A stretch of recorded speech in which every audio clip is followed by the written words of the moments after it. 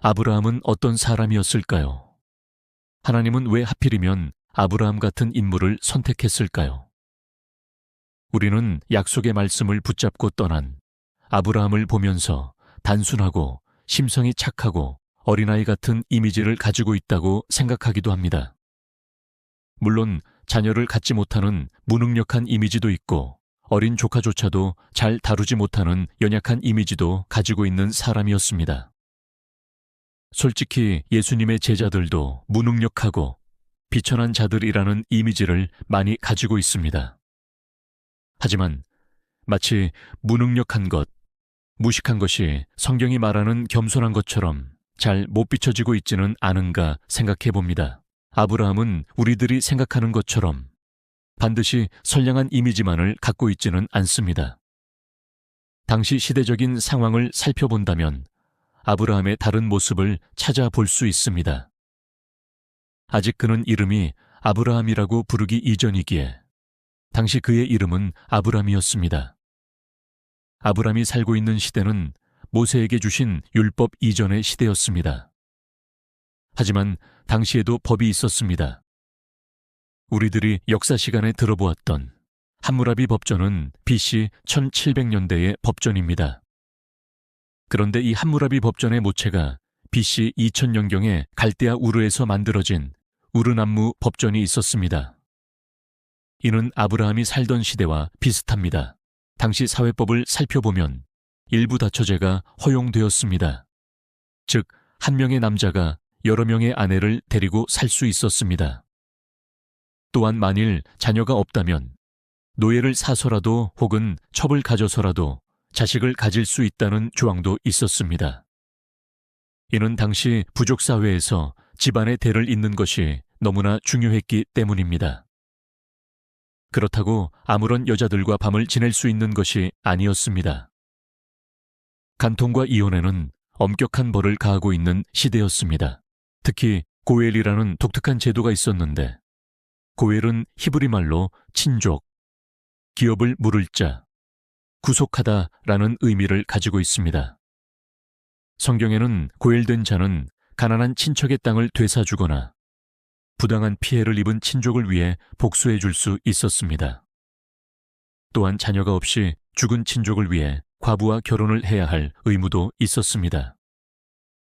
즉, 부족국가 시대에는 다산을 통한 부족 사회의 양적 성장을 매우 중요시했기에 가족과 부족을 지키기 위해 연대 책임을 져주는 것이었습니다. 그런데도 아브람은 75살이 되기까지 아이를 갖지 않은 것입니다. 친족을 위해 일부 다처제를 따르지도 않았고 첩을 통해 아이를 낳지도 않았습니다. 심지어는 아브람의 조카롯을 양자로 삼아야 했는데도 책임지지 않았습니다.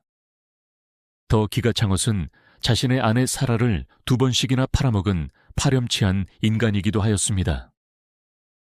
아브람은 마치 욜로족처럼 자기 자신의 인생만을 중요하게 생각했던 사람이었습니다.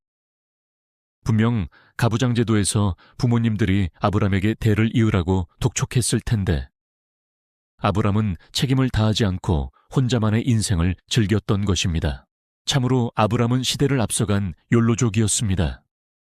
You only live once. 바로 시대의 불황자가 믿음의 조상으로 세워진 것입니다. 그래서 당신에게도 소망이 있는 것입니다. 망난이 아브람을 한 민족의 아비로, 더 나아가 온 세상의 믿음의 조상으로 세우셨는데 우리가 아무리 부족한 사람일지라도 하나님은 우리를 축복하시기를 원하십니다. 우리에게도 하나님의 축복을 받을 수 있는 희망이 있습니다. 그리고 하나님은 변함없이 우리를 사랑하십니다. 우리 같은 자를 믿음의 사람으로 선택해 주신 하나님께 감사드립니다. 욕심에 눈이 멀어 빛을 볼 수 없어 주위에 벽을 쌓아 단절된 당신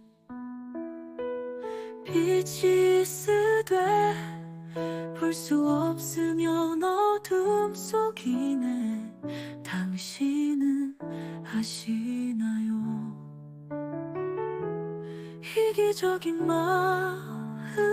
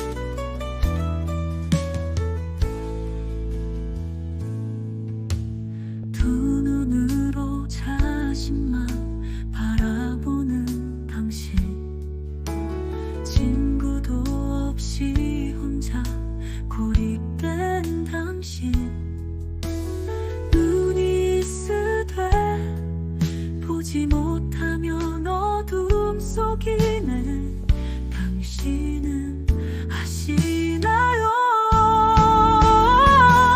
이기적인 마음은 외로움을 고립된 삶의 끝은 무덤인 것을 어둠 속에 홀로 서 있을 때 나오세요 눈을 뜨고 마음을 열고 나오세요 아직 안 늦었어요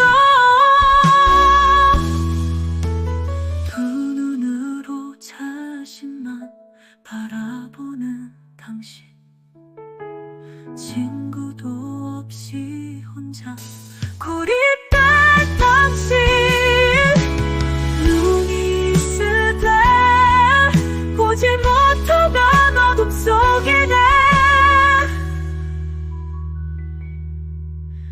당신은 아시나요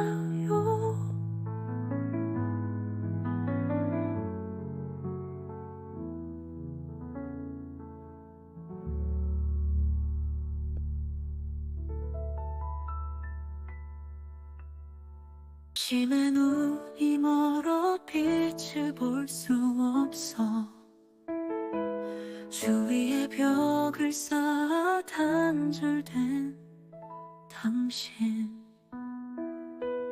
빛이 쓰되 볼 수 없으면 어둠 속이네 당신은 아시나요